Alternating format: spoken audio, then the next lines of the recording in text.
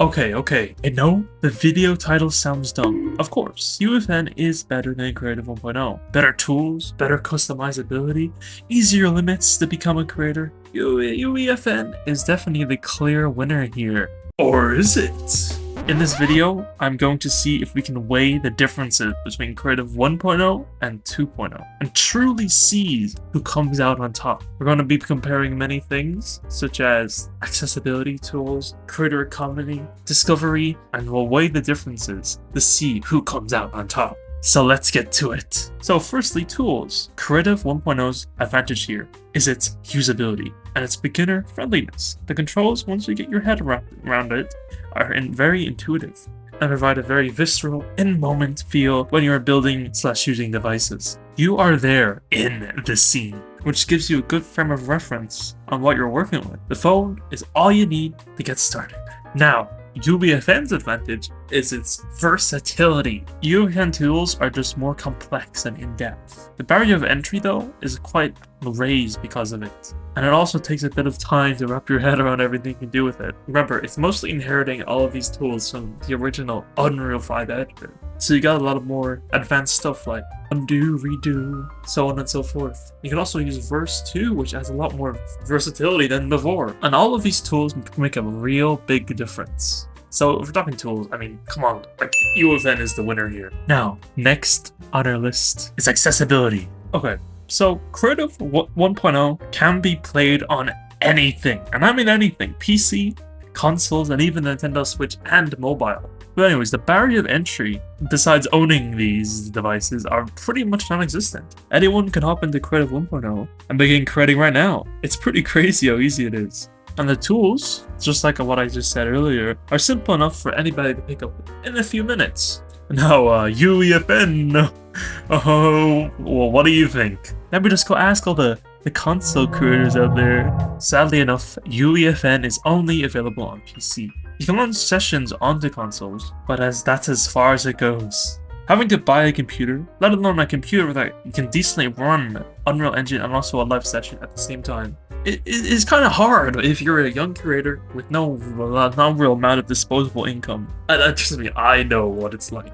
And also, UEFN's tools aren't exactly easy to use, and a lot of things are kind of unexplained, so you have to look up tutorials and documentation. And learning Verse is a whole different beast. So for accessibility, I mean, come on, it's Creative 1.0 that wins here. It's pretty obvious. Now, next up is collaboration. Creative 1.0 is fairly easy to collaborate with people. All you gotta do is just go into the FORTNITE lobby, group with a bunch of friends, and go into creative mode. It's pretty simple. And instantly like that, you're creating with all your buddies. It's fast, and it's also not very complex to do. So if you like creating with all your friends, it's not that hard.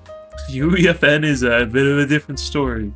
You can't load into a session with your friends from the lobby. I mean, you can, but you have to do a lot of things first. Your account has to be verified for it to be over 18 to not be exposed to any bad things. You also need to be in a team on the Fortnite creator portal on the website. And also, you gotta publish a private version of your island and do a playtest. And once all those steps are completed, then you can finally play your island, but you can't even make the island with them. However, UEFN isn't all that bad. It has the advantage that you don't need to be the owner of the island to edit it. Once you're in a team, you can edit the project in a session at any time, whatever you like, even if the owner isn't even online. The really useful thing is that these teams found on the creative portal can support over 30 people. So you can have 30 people working on one creative project, which is really cool. So you can have a full-on dev team working on some creative map. And you can also get up to 50 playtesters to playtest your map too. These are very useful tools for development studios and everything. So let's be honest, the majority of creators do not have a dev studio. And usually they're just creating with their friends. Of course, the devs out there would probably really prefer UEFN. I myself prefer UEFN, but I know a large portion of the player base, especially those on console, they prefer Creative 1.0, which is understandable. So I'm going to give Creative 1.0 the cake here. Now, next up is the creator economy. Creative 1.0's economy was, you can only really rely on putting a supported creator code or button in your map. You couldn't even do that if you weren't in the support a creator program, which you had to get 1,000 subscribers or followers on any social media like YouTube or TikTok or Instagram.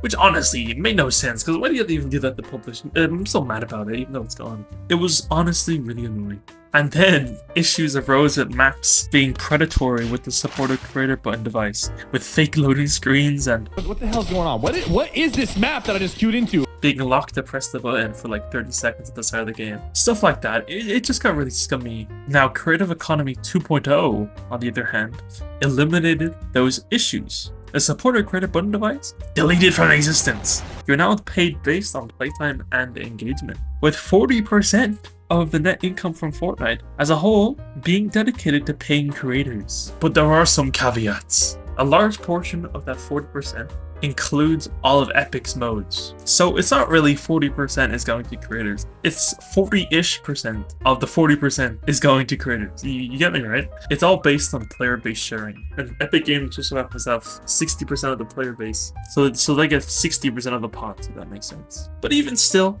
it's tens of millions of dollars more in the pot than before. So let's be honest, 2.0 wins here. No, okay, it's time for the big one. The Discovery tab! Let's be honest, Creative 1.0's Discovery was horrible. We all know this. The UI was bad, it was hard to navigate, there was no search function, and most maps weren't even original. The way the Discovery would work was really bad. 2.0 Discovery is, well, a bit more cluttered. There's a lot more stuff on your screen, which can be a bit overwhelming, rather than the less amount of stuff in 1.0. Sure, with the search bar and other stuff, it makes it easier to find maps, but recently, the quality of Fortnite Discovery has plummeted hard. AI-generated maps, genuine racism, and so on. I understand that Epic Games are currently taking action against these maps. And if you do see any of these maps, remember to report them. But when they said assume good intent, well, looking at this, oh yeah, like I don't know what's wrong there, bro. You got a bit of work to do there, Epic. So honestly, if you weigh both of them, 1.0 versus 2.0, I honestly can't pick either. They are both equally terrible in my opinion. Some of the issues from 1.0's Discovery just came back in 2.0. It didn't really change or fix much. Maybe it even got worse. So I'm going to conclude this part as a tie. In my opinion, I think 1.0 and 2.0 both have their respective case uses. People who play on console who love creating with their friends for fun would obviously pick 1.0. If I was an entire dev team of 30 people pushing the limits of what's possible with the most advanced tools, I would love UEFN and 2.0 a lot more. So, who's your winner? Don't be afraid to comment down below. And remember, subscribe and like. And if you don't enjoy the creative discovery system at all with AI thumbnails like me, watch this up there to see what horrors lie deep in Fortnite. Or this for more of a creator experience surrounding this current discovery system. See you around.